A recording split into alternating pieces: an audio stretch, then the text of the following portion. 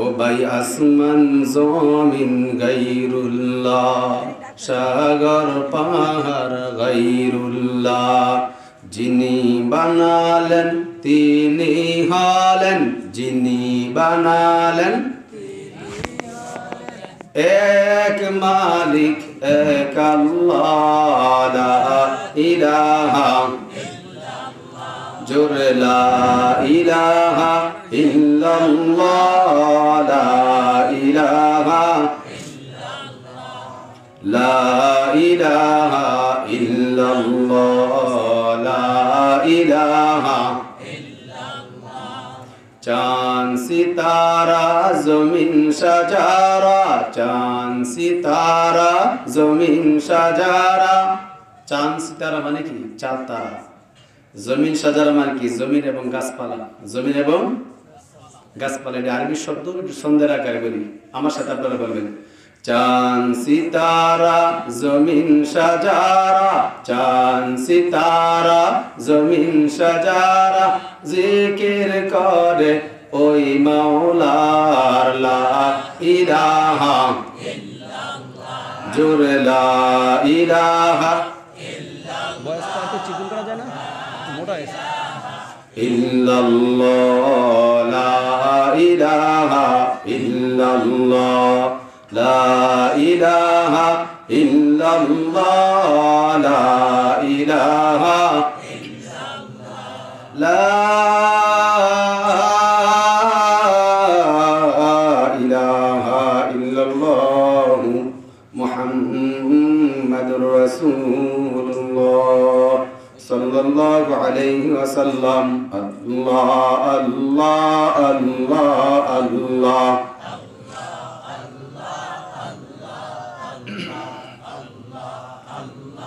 Allah Allah Allah Allah Allah Allah Allah Allah Allah Allah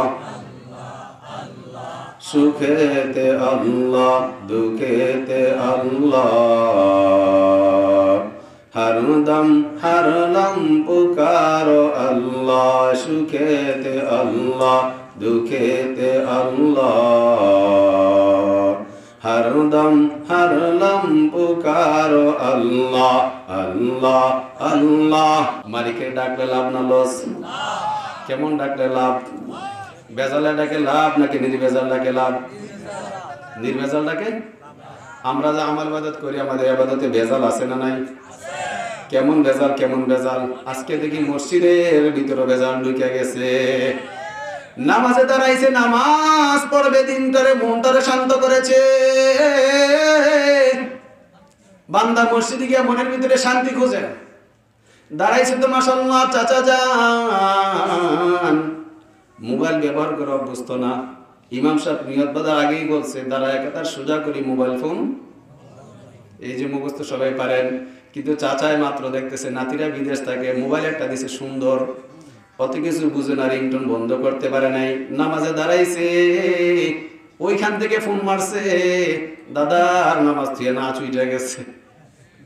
উঠে কি উঠে না? ডিস্কু বাজে, ডিস্কু। আগে ডিস্কু বাজতো বারান্দায়, ঘরে, মাঠে, বাহিরে। এখন ডিস্কু বাজে কই? জোরে কইেন, ডিস্কু বাজে কই? তো চিন্তা করেন আমরা আমল গুলা কতটুকু খাঁটি হইতেছে। হ্যাঁ, কোন নামাজি ব্যক্তি জীবনে তো নামাজ অবস্থায় গান শুনবে কেউ কল্পনা করছে? এই গজবের মোবাইল এসে যেভাবে সুবিধা হয়েছে এভাবে অসুবিধাও হয়েছে। আল্লাহ মাফ করুন, আমরা যেন ভেজাল মুক্তি ইবাদত করতে পারি, আল্লাহ আমাদের তৌফিক দান করুন। আল্লাহর এক বান্দা আল্লাহর কাছে চাই, আল্লাহ আমি আপনার গোলামি করতে চাই, ভেজাল মুক্ত ভাবে, সুন্দরভাবে, খাঁটি ভাবে আপনার গোলামি করতে চাই। এটা মূলত গল্প নয়, নবীজি সাল্লাল্লাহু আলাইহি ওয়াসাল্লামের পবিত্র জবানের বাণী, বুখারী শরীফের বর্ণনা আপনাদেরকে বাংলা অনুবাদ করে শোনাচ্ছি। নবীজি সাল্লাল্লাহু আলাইহি ওয়াসাল্লাম বলেন, আল্লাহর এক বান্দা যাকে আল্লাহ পাক 500 বছর হায়াত দান করেছেন, ওই বান্দা হায়াত তো জানে না কয়দিন পাবে, কারণ হায়াতের বিষয়টা গোপন রাখেন কি আল্লাহ। বান্দাটা বড় ভালো দিলের মানুষ, সরল মনা মানুষ, আবেদ মানুষ, ইবাদত গুজার করতে পছন্দ করে। আল্লাহর কাছে হাত তুলিয়া বলে, মালিক আমার জীবনটা যেন আপনার গোলামিতে কাটে। আল্লাহ বলেন, মঞ্জুর করলাম। আবার হাত তুলে দোয়া করে, আল্লাহ আমি আপনাকে এককভাবে ইবাদত করতে চাই। আল্লাহ বলেন, এটাও মঞ্জুর। ওগো মালিক আমার ইবাদতে যেন দুনিয়ার কোনো মানুষ বাধা না হয়ে যায়, নীরব নির্জন জায়গায় আপনাকে ডাকতে চাই। আল্লাহ বলেন, বান্দা তোরে তাও দিলাম। সমুদ্রে গভীর সমুদ্রের একটা দ্বীপের ভিতরে আল্লাহ পাক তার জন্য বসবাসের ব্যবস্থা করে দিলেন। খাবে কোত্থেকে, খাবার দাবারের ব্যবস্থা নাই। নামাজ পড়িয়া জিকির করিয়া বান্দা হাত উঠে বলে, আল্লাহ এই জন্য মানবহীন সাগর দ্বীপে কেউ নাই, কেউ নাই। আমি তো মানুষ, খাবারের তো চাহিদা আছে, আল্লাহ খাবো কোত্থেকে? আল্লাহ বলে, বান্দা তুই টেনশন করিস না, ওর জন্য আল্লাহ পাক একটা ডালিম গাছ তৈরি করে দিয়েছেন। বলি যখন খিদা পায় গাছের দিক তাকায়, সুন্দর ঝরঝরে পাকা ডালিম ঝরে যায়। ও ডালিম খায়, সমস্ত খিদা নিবারণ হয়ে যায়, শরীরে শক্তি সঞ্চার হয়ে যায়। এভাবে চলমান। এবার পানির তৃষ্ণা লাগছে। সাগর চতুর্দিক দিন লোনা পানি, যে পানি মুখে লাগানো যায় না। এবার বান্দা বলে, আল্লাহ ইবাদত করবো আপনার, খাবার আমায় কে দেয়? আল্লাহ বলেন, বান্দা তুই টেনশন করিস না, তোর জন্য পানির ব্যবস্থা করতেছি। আল্লাহ পাক ডালিম গাছের গোড়াতে একটা সুন্দর ঝর্ণা জারি করে দিয়েছেন। যখন আবেদ বান্দা তৃষ্ণা পায়, সেখান থেকে মিষ্টি পানি ঝরে ঝরে চলে আসে। বলি সুবহানাল্লাহ। বান্দা খুব শান্তিতে আছে, ইবাদত করতেছে। ইবাদত করতে করতে 490 বছর পর্যন্ত পার হয়ে গেছে। যখন মনের ভিতরে সিগন্যাল বাজে, আবেদ রে তুই আর থাকবি না,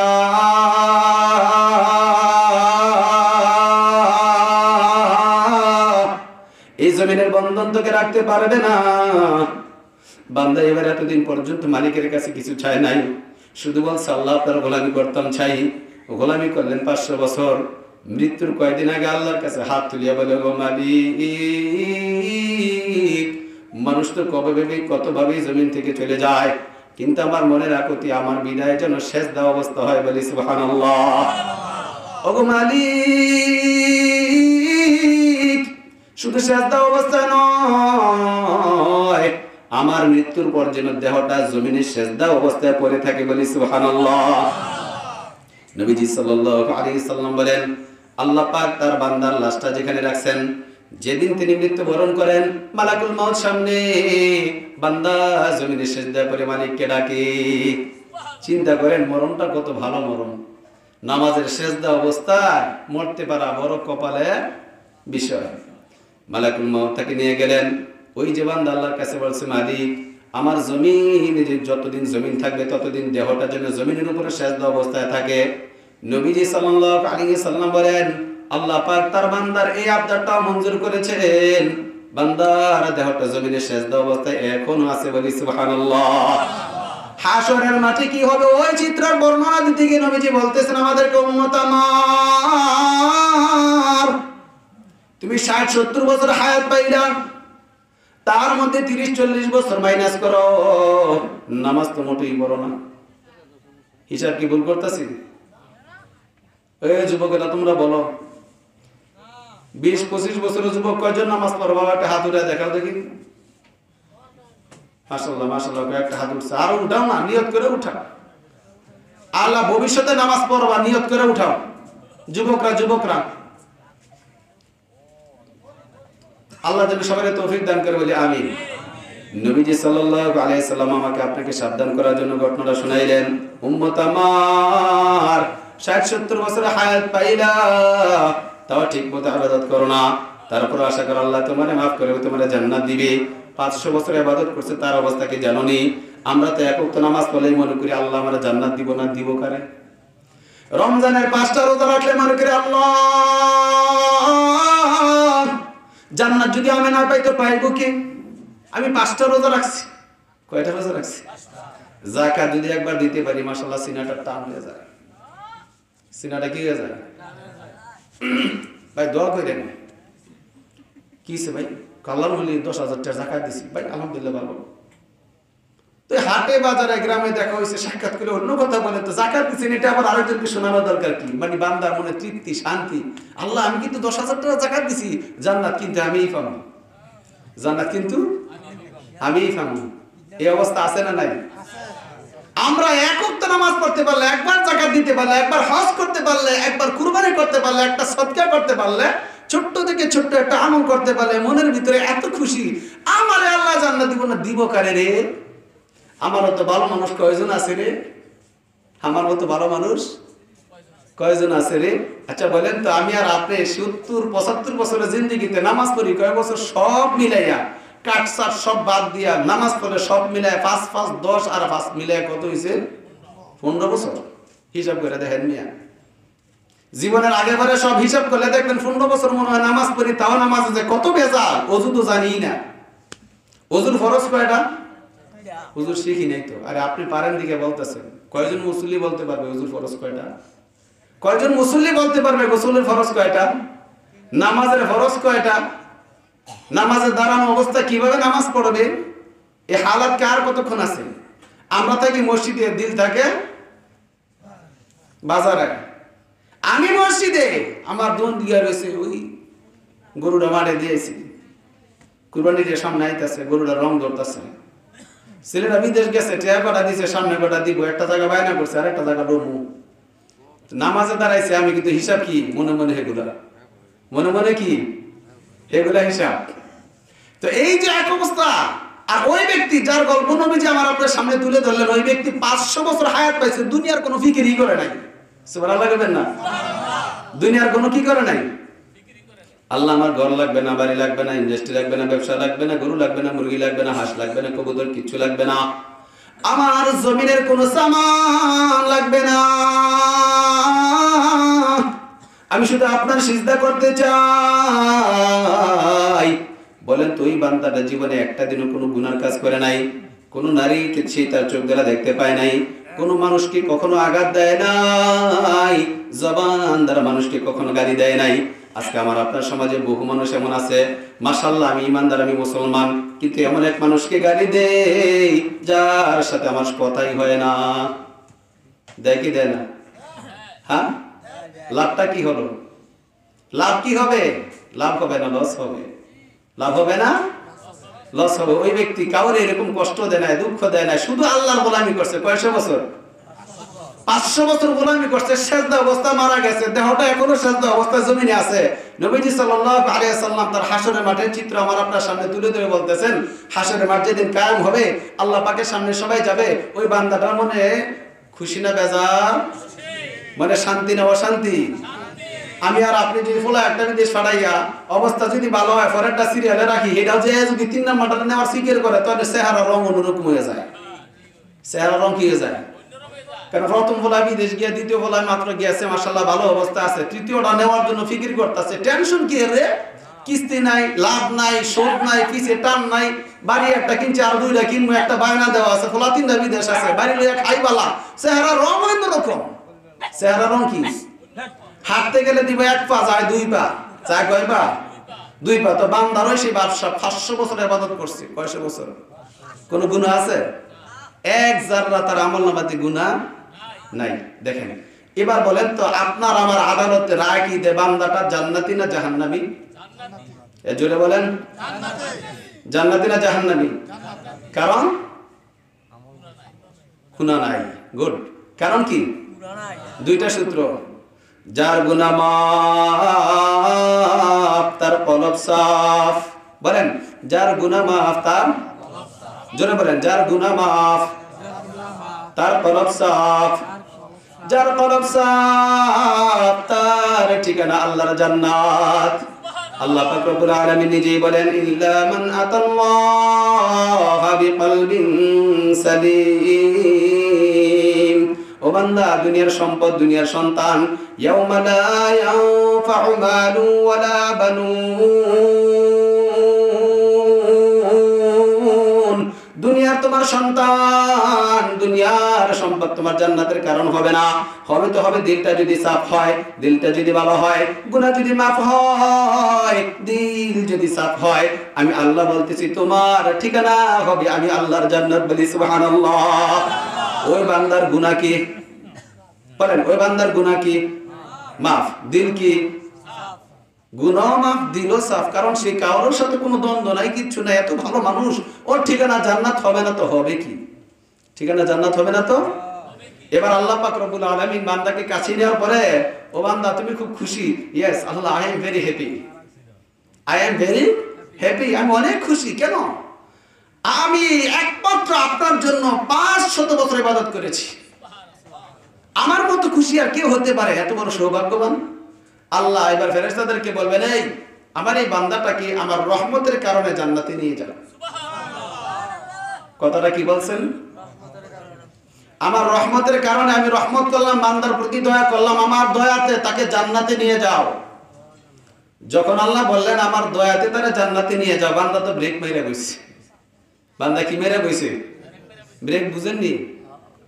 জায়গা বসার মতো হাইট আছে, সামনের পাটা না লাগায় কোন ব্রেক মেরে বসে। বান্দা কি করছে? ফুলি ধরছে। হ্যাঁ আল্লাহ এটা কইলেন কি? ইবাদত করছে কয়শো বছর? 500 বছর ইবাদত করছি, একটা গুনাহ কইলাম না, মিথ্যা বললাম না, চুগলখড়ি করলাম না, পরনার দিক তাকাইলাম না, কোন মানুষকে গালিগালাজ দিলাম না, ঝগড়া করলাম না, মারামারি করলাম না, কাটাকাটি করলাম না, কোন মানুষের সাথে পরনিন্দা জড়ালাম না, মানুষ থেকে আলাদা হয়ে শুধুমাত্র আপনার খুশির জন্য, আপনার গোলামির জন্য আমি সাগরে বাস করলাম, সাগরের দ্বীপে থাকলাম, জীবনভর আপনার গোলামি করলাম, জিকির করলাম। আর এত কিছু করার পরে আজকে জান্নাত দিতে গিয়ে আপনি বলেন দয়া কইরা জান্নাত দিবেন, তাহলে আমার ইবাদত গেল কই? আজকে যদি আমি ভিক্ষার জান্নাত দেই, দয়া মানে কি? ভিক্ষা। দয়া মানে কি? আজকে যদি আমি ভিক্ষার জান্নাত নেই, তাহলে আমার আমলগুলো গেল কই? এরকম অবস্থা হতে পারে কি পারে না? ফর এক্সাম্পল, আপনারা এখানে যে মানুষগুলো আছেন যাদের যাকাত দিবার যোগ্যতা আছে, আপনারা আইসা যদি কোনো মানুষ বলে ভাই ধরেন এই টাকাটা যাকাতের, আপনি নিবেন? হ্যাঁ হ্যাঁ বেটা, তুই আমার যাকাত দিতে আইছস? তুই জানোস আমি কে? আমি যাকাত দেই। আমি যাকাত কি করি? আচ্ছা, টাকার প্রতি মায়া লোভ আছে না নাই? নির্বাচনের সময় 500 টাকা লেগে যায়, কত মানুষের পিছে ঘুরে মানুষ। যে যাকাত দেয় হ্যাঁ নিজেও ঘুরে। কয়টা লাগে? কেউ 500 দেয়, কেউ 200 দেয়, কেউ 300 দেয়। আর ফ্রি চা খাওয়ার লাগে যায়, কত সময় নষ্ট করে চায়ের দোকানে বইয়া। হেই বেড়ারও যদি আমরা কোন যাকাত দিবি রে, হ্যাঁ কব এই বেড়া তুই আমার যাকাত দিতে এসো, আমি যাকাত দেই। আমি যাকাত, কারণ কি? এখানে প্রেস্টিজের বিষয়। কিসের বিষয়? এখানে টাকার বিষয় না, বান্দার প্রেস্টিজের বিষয়। বেটা আমি যাকাত খাবো না, আমি যাকাত দিব। তো ওই বান্দাও চিন্তা করতেছে 500 বছর ইবাদত করলাম আল্লাহ, আর আজকে আপনি জান্নাত দেওয়ার সময় আমার কোন দয়ার দান, এটা কেমন করে হলো আল্লাহ? আমি তো ইনসাফের বিচারে জান্নাত পাই। কিসের বিচারে বলেন? বান্দা আল্লাহকে বলতেছে আল্লাহ আমি তো ইনসাফের বিচারেই জান্নাত পাই, তা আপনি আমাকে ইহসান করে জান্নাত দিবেন কেন? হাসরের মাঠে যে আল্লাহ পাক বিচার করবেন, বিচারের ক্যাটাগরি হবে দুইটা। বিচারের ক্যাটাগরি কয়টা? একটা হবে ইনসাফ ভিত্তিক বিচার, আর একটা হবে ইহসান ভিত্তিক বিচার। ইহসান অর্থ হলো দয়ার বিচার। ইহসান অর্থ কি বলেন? ইহসান অর্থ কি? এই ইহসানের বিচার যারা পাবে তারা সবাই জান্নাতে যাবে। সুবহানাল্লাহ। আল্লাহ যেন আমাদের সবাইকে ইহসানের বিচারের ভাগীদার বানায় দেয়, বলি আমিন। আর যারা মনে করবে ইনসাফ ভিত্তিক বিচার চায়, ইনসাফের বিচারে আমি জান্নাত নিব, সে কোশ্চিন কেন আল্লাহর জান্নাতে যেতে পারবে না। কোশ্চিন কেন আল্লাহর জান্নাতে যেতে? আবু জাহাল থেকে শুরু করে নমরুদ, হামান, কারুন, সাদ্দাত, ফিরআউন, আরো যারা বড় বড় নাস্তিক মুরতাদ বেঈমান জমিনে ছিল, আছে, আসবে, যারা জাহান্নামে যাবে, প্রত্যেকটা ইনসাফ ভিত্তিক বিচারের কারণে জাহান্নামে যাবে। কি ভিত্তিক? ইনসাফ কাকে বলে? ন্যায় বিচার। ইনসাফ কাকে বলে? মানে সে যা পাও না তাকে তা দেওয়া। বান্দা যখন বললেন আল্লাহ 500 বছর ইবাদত করলাম, আজকে আপনি আমাকে দয়ার দান দিবেন কেন? আমি তো পাওনাদার। ইবাদতের যোগ্যতার ভিত্তিতে, ইনসাফের ভিত্তিতে আমি তো জান্নাত পাবো, আপনি কেন আমাকে আজকে ভিক্ষা দিতে চান? বান্দা কিন্তু ভাবতেছে তার বিচারে আসলে তো ভালো কাজ করলাম, এবার আল্লাহ পাক বলেন ঠিক আছে, এই তোমরা তাকে ছেড়ে দাও, বান্দার সাথে ইনসাফ ভিত্তিক বিচার হবে। আমি ইহসানের বিচার করলাম, বান্দাকে দয়া করে জান্নাত দিলাম, বান্দা জান্নাতে যাবে না। ও বলতেছে 500 বছর ইবাদত করছে। ও বন্ধু, শুধুমাত্র বান্দার ঘটনা নয়, আমাকে আপনাকে সতর্ক করবার জন্য নবী আরবি রহমতের নবী আমার আপনার জন্য কত চোখের পানি ফালাইছেন। মদিনার প্রতিটা রাস্তার মাটি আজ পর্যন্ত সাক্ষী হয়ে আছে। তায়েফের মাঠটা এখনো মাটিগুলো কথা বলে আমার রহমতের নবীর ঘাম সেখানে জ্বলেছে। শুধু উম্মতের ফিকিরের জন্য, উম্মতকে জান্নাতে নিবার জন্য, আল্লাহর রহমতের ভাগীদার বানাইবার জন্য এই সুন্দর সুন্দর ঘটনাগুলো নবীজি আমার আপনার সামনে তুলে ধরেছেন। আল্লাহ পাক বান্দাকে বলবে, বান্দারে তোকে আমি 500 বছর আলাদা একটা পরিবেশে রাখলাম, ওই বিচার ধরবো না। তোকে আমি খাবার খাওয়াইলাম, সেটাও ধরবো না। তোর জন্য সুপি ও মিষ্টি পানির ব্যবস্থা করলাম, সেটাও জিজ্ঞেস করবো না। গুনাহ মুক্ত পরিবেশে তোকে রাখলাম, ওই কথা আমি বলবো না। শুধু বলবো তোর মায়ের পেটে তোকে যে সুন্দর 2টা চোখ দিলাম, চোখ 2টার বিনিময়ে তুই আমারে দে। কি দিয়ে দিবেন বলেন? কি দিয়ে দিবেন? আরে যেই বাজারে যে জিনিস চলে সেই বাজার ওই জিনিস বিক্রি করতে হবে, সওদা করতে হবে। আলুর বাজারে আলু, মরিচের বাজারে মরিচ, কুরবানির হাটে গরু, ঠিক কিনা? কুরবানির হাটে গিয়া যদি কোন ভাই আলু মশলা দেন পাবেন, আবার আলু মশলা দোকানে গিয়া যদি কোন ভাই একটা খাসি দেন পাবেন? পাবেন না। এখানে এগুলা বিনিময় চলে। আল্লাহর কাছে বিনিময় কি চলে? আল্লাহর কাছে বিনিময় চলে সিজদা। আল্লাহ কি টাকা নেয়? টাকার বিনিময় করে না। আল্লাহ তখন বান্দার বলবে, বান্দারে তোকে 2টা সুন্দর সুন্দর চোখ দিলাম, আমার মাখলুক দেখলি, আমার দুনিয়া দেখলি, আমার জানানো সব কিছু তুই দেখলি, দেখার বিনিময় গুলো আমারে দে। ও বান্দা, তোর জন্য যে 2টা হাত বানাইলাম সুন্দর কইরা, যে হাত দ্বারা আমি আল্লাহর কাছে তুলিয়া বলি আল্লাহ আল্লাহ আল্লাহ বলে যে তুই ভিক্ষা চাইলি, এই হাত 2টার দাম দে। ও বান্দা, তোর জন্য 2টা পা বানাইলাম, সুন্দর করে আঙ্গুলগুলো তোর সাজায় দিলাম। এই যে পা গুলাকে তো মসৃণ করে সুন্দর করে বানাইছিলাম, এই পা 2টার দাম আমারে দে। কি দিয়ে দিব বলে? দেওয়ার উপায় আছে? 500 বছর যে আল্লাহ এত কিছু দিলেন, এটা তো কথাই না। আল্লাহ বলতেছে তোর যে এত সুন্দর করে বানাইলাম, তুই এগুলোর একটা বিনিময় দে। ও বান্দা, তোর মাথার ব্রেন বানাইছি, ব্রেনের ভিতরে কি আছে জানেননি? হাজার হাজার লক্ষ লক্ষ কোটি কোটি সেল আছে, সেল যেগুলা মাথার মধ্যে বুদ্ধি তৈরি করে। কিছু মানুষ আছে ভালো কাজের জন্য বুদ্ধি বানায়, আর কিছু আছে দুষ্টমির জন্য বুদ্ধির কাজ বের করে। কিছু আছে কি? চোরের মাথায় বুদ্ধি আছে, গৃহস্থের মাথায় বুদ্ধি আছে না নাই?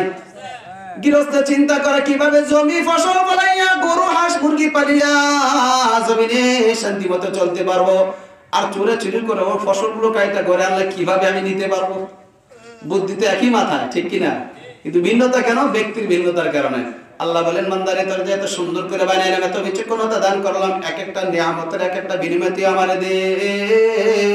তুই যেহেতু ইনসাফ ভিত্তিক বিচার চাইলি, আমি আল্লাহ চাই ইনসাফ ভিত্তিক বিচারের পরে তুই যদি পানা হস তোকে আমি জান্নাত দিব, আর যদি পানা না হস তাহলে তোর ঠিকানা জাহান্নাম। আল্লাহ পাক বলে দিলেন, বান্দা আমার ইনসাফ ভিত্তিক বিচারে ফয়সালা হবে জাহান্নাম, আর ইহসান ভিত্তিক ফয়সালা বান্দাদের জন্য হবে জান্নাত। বলি সুবহানাল্লাহ। নবীজি সাল্লাল্লাহু আলাইহি সাল্লাম বলেন, হাদিস শরীফের বর্ণনা, বুখারী শরীফের বর্ণনা, আল্লাহ পাক রব্বুল আলামিন কিছু মুমিনদেরকে ইদনিল মুমিনা ইন্নাল্লাহা ইদনিল মুমিন ফায়াদউ আলাইহিম কাতাফাহু ওয়া ইয়াসতুরুহু।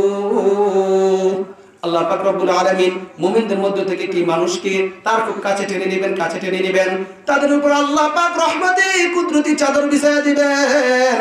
চাদরটা বিছাইয়া দিয়া জমিনের সমস্ত মানুষ থেকে আলাদা করিয়া, হাসরের মাঠে চিত্র বলতেছি, সমস্ত মানুষ থেকে আলাদা করিয়া বান্দারা জিজ্ঞেস করবে, আল্লাহ পাক জিজ্ঞেস করবে, আনতা ফাআলতা হাযা, ও বান্দা তুই কি পাপটা করেছিস, তুই কি গুনাহটা করেছিস? বান্দা তখন স্বীকৃতি দিবে, আল্লাহ হ্যাঁ হ্যাঁ আমি পাপটা করেছিলাম। একদিক দিয়ে স্বীকৃতি দিবে, আরে একদিক থেকে মনের ভিতর ভয় থাকবে, হায় হায় আজকে আমি ফেসে গেলাম, আল্লাহ তো আমার সব অপরাধ জেনে গেল। জমিনের বাড়িতে গোপনে গোপনে করেছিলাম, রাতের আধারে করেছিলাম, দিনের আলোতে লোকালয়ের বাহিরে গিয়ে করেছিলাম, কেউ দেখে না, কেউ জানে না। আজকে আমি মালিকের কাছে ধরা পড়ে গেলাম, আমার মনে হয় মুক্তি নাই। আল্লাহ পাক রব্বুল আলামিন বান্দার পেরেশান চেহারা দেখা জিজ্ঞেস করবেন, কিরে বান্দা তুই কি ভয় পাচ্ছিস? ভয় করিস না, জমিনের মানুষের সামনে তোকে লজ্জা দেই নাই, আজকে দেখ দেখ বান্দা, তোর রহমতের চাদর দ্বারা আমি ঢাইকা দিছি, তোকে রহমতের চাদর দ্বারা আমি ঢাইকা দিছি। তুই যত কিছু স্বীকার করবি তোর সব পাপগুলোকে নেক বানাই দিব, বলে সুবহানাল্লাহ। এটা কাদের বেলা? কাদের বেলায়? আল্লাহ পাক রব্বুল আলামিন তার কোরআনে হাকিমে ঘোষণা করেছেন, ইল্লা মান তাবা ওয়া আমানা ওয়া আমিলা আমালান সালিহা ফাউলাইকা ইউবাদদিলুল্লাহু সাইয়্যাতিহিম হাসানাত ওয়া কানাল্লাহু গফুরুর রহিমা। বান্দা পাপ করেছে, কিন্তু পাপের পর অনুশোচনা আসছে, আল্লাহর কাছে ক্ষমা চাইছে, খাস দিলে তওবা করেছে, আল্লাহ পাক ওই বান্দাগুলোর পাপগুলোকে নেক বানায় দিবেন, বলে সুবহানাল্লাহ। তখন বান্দা মনে বলে কইবা, আল্লাহ আপনি আমার যে হিসাব ধরছেন এটা তো ছোটগুলো, আরো তো বড় বড় আছে। কি কইব? আল্লাহ এটা তো ছোট, খুচরা, এটা খুচরা, এর চেয়ে কিছু ফাইকারি ধরে কিছু পাপ করছিলাম। তখন বান্দা কইব কি, আল্লাহ এটা খুচরা পাপ, কিছু ফাইকারি ধরে করছিলাম, ওগুলা কই? কারণ মনের ভিতরে ভয় নাই, মনের ভিতরে কি নাই? যখন আল্লাহ ডিক্লারেশন দিবে যে তোর যত পাপ ছিল সবগুলো আমি নেক দ্বারা বদলাই দিছি, তখন বান্দা বলবে, আল্লাহ এর চেয়ে বড় বড় যেগুলো আছে তো নিয়ামত তো বড় বড় পাবো, পুরস্কার বড় বড় পাবো, বড়গুলা কই? তখন আল্লাহ পাক রব্বুল আলামিন নিজেও বান্দার এই কথা শুনে হেসে দিবেন, বলে সুবহানাল্লাহ। তখন ওই বান্দাটাকে যখন জাহান্নামের দিকে ফেরেশতারা নিয়ে যাওয়া ধরছে, বান্দা এবার হাঁটে, আবার পিছনে ফিরে চায়, একবার সামনে পাড়া বাড়ায়, আবার পিছনে ফিরে চায়, মন চায় না ভয়ঙ্কর জাহান্নামের দিকে যাইবার জন্য। কেমন করে যাবে? আল্লাহ পাক রব্বুল আলামিন বলেন, বান্দারে জাহান্নাম কেমন তোমরা জানো নি? নবীজি সাল্লাল্লাহু আলাইহি ওয়াসাল্লাম বলেন, নারুকুম জুজউম মিন 70 জুজআম মিন নারি জাহান্নাম। قيل يا رسول الله إن كانت لكافية قال فضلت عليهن ب69 جزءا। এই জমিনে যে আগুন রয়েছে, এই জমিনে সর্বোচ্চ তীব্র মাত্রা দহন যন্ত্রণামূলক আগুন যেটা রয়েছে, এটা হলো জাহান্নামের 70 ভাগের 1 ভাগ। নবীজি সাল্লাল্লাহু আলাইহি সাল্লাম জানালেন, জাহান্নামের আগুনগুলো জমিনের সর্বোচ্চ মাত্রা তাপমাত্রা আগুনের চাইতে আরো 69 ভাগ বেশি হবে। এবার বুঝুন তার দহন যন্ত্রণা কেমন হবে। ওই জাহান্নামের আগুনের চিত্র দেখিয়া বান্দা এক পা সামনে দেয়, আরেক পা পিছন দিকে নিয়ে আসতে চায়, কিন্তু জাহান্নামী ফেরেশতাদের পাকড়াও পড়েছে, ছুটতে পারে না, জাহান্নামী ফেরেশতাদের সাথে পারে না। বান্দা ভয়ঙ্কর চিত্র তার চোখের সামনে দেখতেছে। জাহান্নামীদের বিবরণ দিতে গিয়ে আল্লাহ পাক রব্বুল আলামিন নিজেও বলেছেন, লা ইয়াযুকুনা ফিহা বারদান ওয়ালা শারাবা ইল্লা হামিমান ওয়া গাসসাকা। নাউযু বিল্লাহ। ও বন্ধু, আমি আর আপনি তো কোরআন বুঝি না, কোরআনের অনুবাদ না শুনলে বুঝতে পারি না। আল্লাহ পাক নিজেই বলতেছেন, বান্দা জমিনে কোন অসুস্থ মানুষ দেখলে তার কাছে যাও না। কারো গায়ে যদি ফোসকা পড়ে যায়, কারো গায়ে যদি পচন ধরে, ওই মানুষটার আশপাশে তোমরা যাও না। কিন্তু জাহান্নামের চিত্র এত ভয়ঙ্কর হবে রে বান্দা,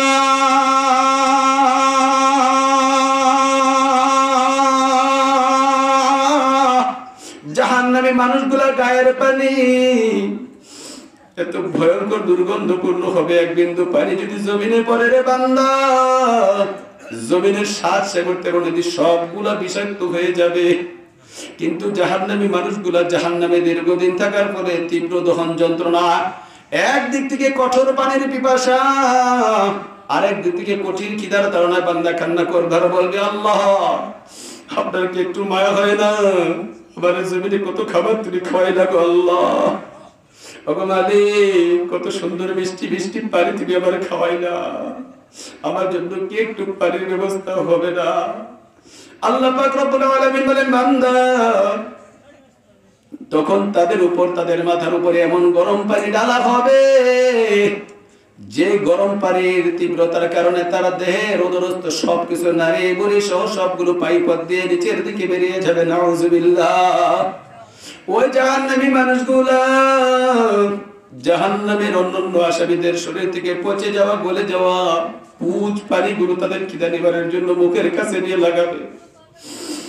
নবীজি সাল্লাল্লাহু আলাইহি সাল্লাম বলেন, বন্ধু তোমরা জানো নি ওই জাহান্নামের গরম পানি বান্দা ঠোঁটের কাছে নেওয়ার ফলে উপরে ঠোঁটটা তার মাথার তালু পর্যন্ত উল্টে যাবে, নিচের ঠোঁটটা নাভি পর্যন্ত ঝুলে যাবে।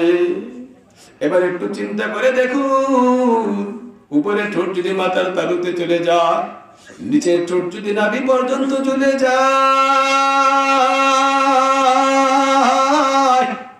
ওই মানুষটাকে দেখতে কেমন লাগবে? ও বন্ধু, আল্লাহ রহমতের ভিতরে আছি, বুঝিন আল্লাহ কত দয়া করতেছেন, কত মায়া করতেছেন। কিন্তু কোন নাফরমানকে যখন আল্লাহ জান্নাতে জাহান্নামে পাঠাবেন, ওই জাহান্নামী নাফরমানদের জন্য আল্লাহ পাকের বিন্দু পরিমাণ রহমত থাকবে না। যার জন্য নবীজি বিবরণ দিয়ে বলেন, ইয়াজমু আহলুন নারি ফিন্নার হাত্তা ইয়াকুনা বাইনা শামাতি উযুনি আহাদিহিম ইলা আতিকিহি মাসিরাতা 700 আম। জাহান্নামী মানুষগুলোর এত বিভৎস চিত্র হবে, তার কান থেকে কাঁধ পর্যন্ত 700 বছরের দূরত্ব হবে। নাউযুবিল্লাহ। ওয়া ইন্না গিলযা জিলদিহি 70 যিরাআ। জাহান্নামীদের গায়ের চামড়াগুলো 70 হাত মোটা হবে। ওয়া ইন্না দুরসাহু মিসলু উহুদিন। নবীজি সাল্লাল্লাহু আলাইহি সাল্লাম বলেন, ভাই গো, জাহান্নামে যারা যাবে কেউ তো যেতে চায় না। আল্লাহ পাক নিজেই বলেন, ইন্না জাহান্নামা কানাত বিরসাদা লিত্তাগিনা মাআবা। জাহান্নাম প্রতীক্ষা রয়েছে। জাহান্নামের আসামি যারা হবে তাদের জন্য জাহান্নাম নিজেই প্রতীক্ষা আছে। আর আল্লাহর কাছে বলতেছে, আল্লাহ ও আসামিটা কখন আসবে, আমি তারাই আমার পেটের ভিতরে গিলে নেব। এই জাহান্নামীদের বিবরণ দিতে গিয়ে নবীজি বলেন, বন্ধু, জাহান্নামীদের এক একটা দাঁত হবে উহুদ পাহাড় পরিমাণ। নাউযুবিল্লাহ। এক একটা দাঁত যদি উহুদ পাহাড় পরিমাণ হয়, ওই জাহান্নামী বদকার নাফরমান ফাসিক ফুজ্জারের দেহটা কেমন বিভৎস হবে একটু চিন্তা করে দেখুন। বান্দা যখন জাহান্নামের কাছে গেল, মন তার সাইদের সাবধান হাঁটে না। আল্লাহ ঠিক তাকে বলে, মালিক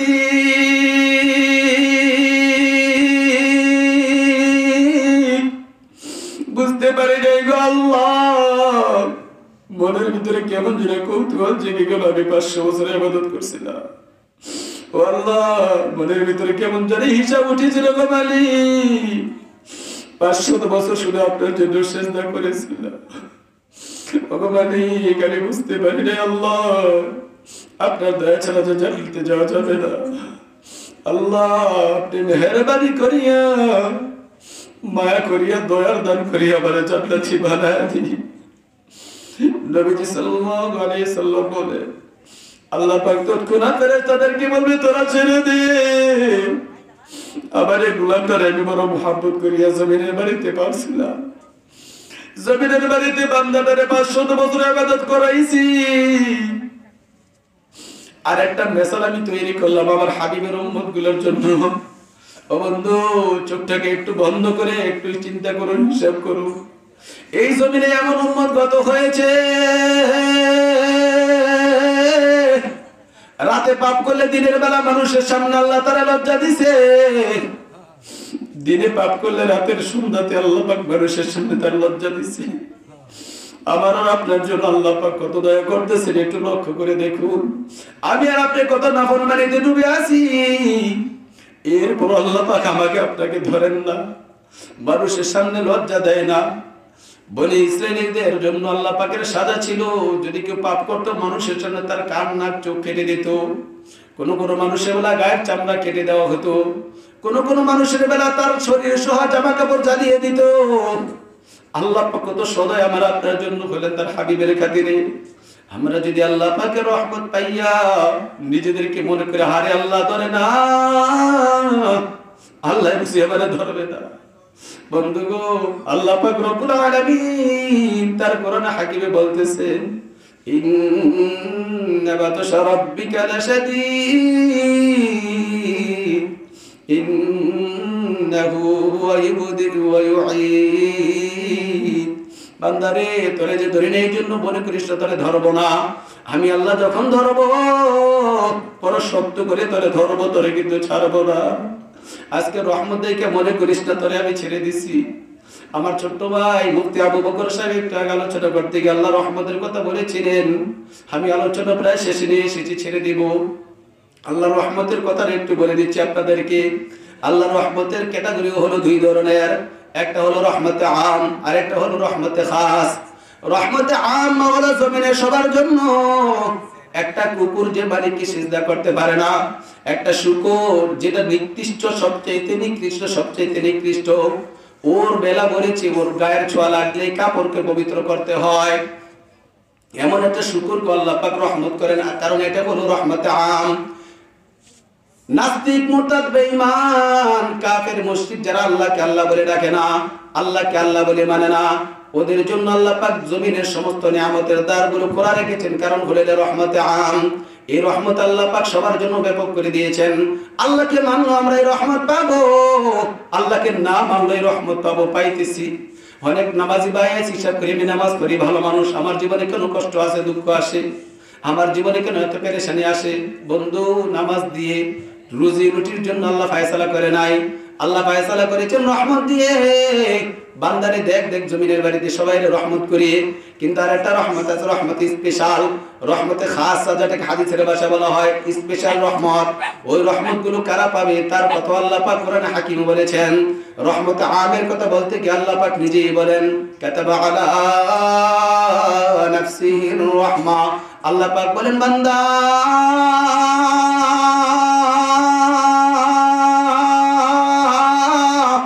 এই জমিনে যারা জন্ম নিবা তাদের সবার জন্য রহমত করাটা আমি আল্লাহ আমার উপর ওয়াজিব করে নিয়েছি, বলি সুবহানাল্লাহ। আল্লাহ নিজের উপর ওয়াজিব করে নিয়েছেন। কেমন বড় কথা জানেন? ওয়াজিব কাকে বলে? জরুরি করা, জরুরি করা। আল্লাহ পাক বলেন এই রহমত করাটা আমি আল্লাহ নিজের উপর আবশ্যক করে নিয়েছি, কাউকে আমি রহমত থেকে ছাড় দিব না, রহমত থেকে কেউ বাদ যাবে না। সবাইকে আল্লাহ পাক রহমত করবেন, মায়া করবেন, দয়া করবেন। আরেকটা রহমত আছে কি সবাই পাবে না, আরেকটা রহমত আছে সবাই।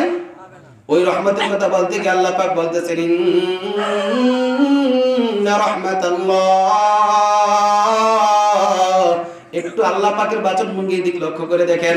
একদিকে বললেন কাতাবা আলা নাফসিহির রাহমা, ওই রহমতটাকে আল্লাহর রহমত বলে আল্লাহ ঘোষণা করেন নাই, রহমত তো আল্লাহরই, কিন্তু আল্লাহ পাক এখানে আম ভাবে বলছেন কাতাবা আলা নাফসিহির রাহমা, কোরআনে কারীমের ভাষা। আল্লাহ বলেন বান্দা রহমত করাটা আমি আল্লাহ নিজের উপর ওয়াজিব করে নিয়েছি, কিন্তু হাসরের মাঠে স্পেশাল বান্দা যাদের জন্য রহমত করবেন এদের বেলা আল্লাহ পাক বলেন ইন্না রাহমাতাল্লাহ ওয়ালান্না সুবহানাল্লাহ। দেখছেন করিবুম মিনাল মুহসিনিন, আমার ইবাদত গুজার বান্দা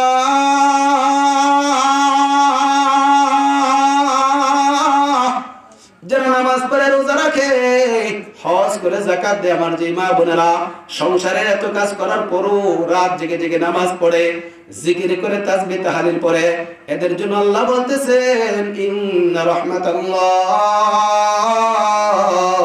করিবুম মিনাল মুহসিনিন। আল্লাহ পাকের বিশেষ রহমত ইবাদত গুজার বান্দা বান্দির জন্য আল্লাহ নির্ধারিত করে দিয়েছেন, বলি সুবহানাল্লাহ। ওই যে বান্দার কথা বললাম, কারণ কি? কারণ কি? ইবাদত, নামাজ, আমল, ইবাদত, জিকির, কোরআন তেলাওয়াত, যাবতীয় যা আছে এগুলা জান্নাত পাওয়ার জরিয়া নয়, আল্লাহর রহমত পাওয়ার জরিয়া, বলি সুবহানাল্লাহ। যারা এগুলা করবে তারাই আল্লাহর রহমত পাবে, যারা করবে না তারা সেদিন রহমত পাবে না। আল্লাহ পাক রব্বুল আলামিন ওই বান্দাকেও maaf করিয়া জান্নাতি বানায় দিয়েছেন, বলি সুবহানাল্লাহ। এই ঘটনা দিয়ে আল্লাহ আমাদের বুঝালেন যে দেখো তোমরা যে যত আমলই করো, যা কিছু করো, এই সব কিছুর পরেও আমি আল্লাহর রহমত পাওয়ার জন্য তোমার দিলটা পরিশুদ্ধ থাকতে হবে। কি বলেন? কি কেমন? আল্লাহ আমি যা করেছি পারি না, আরো করা দরকার ছিল। কোরআন তেলাওয়াত করতে পারেন, কোরআন তেলাওয়াত করার পরও বলতে হবে আল্লাহ যেভাবে দরকার ছিল পারি নাই গো মালিক, আমি যেন সুন্দর করে করতে পারি। এটা হলো দিনের ভিতরে নরমই ভাব। এই নরম ভাব যার ভিতরে থাকবে আল্লাহ বলেন আমার ওই বান্দার জন্য আমার খাস রহমত থাকবে, বলি সুবহানাল্লাহ। আর যদি মনে করি নামাজ তো পড়তাছি, রোজাও রাখতাছি, যাকাতও দিতেছি, ঠেকায় কি? টাইম আছে? 500 বছর আমল ইবাদত করছে, কোনো গুনাহ নাই। আর আমি আর আপনি কয় বছর ইবাদত করি মিয়া? অপেক্ষা থাকি মুসল্লিরা, হুজুরের কোন সময় ধরি, হুজুর কই গেছিলেন, কি করছেন? এই হলো আমার আপনার আমলের ইবাদতের অবস্থা।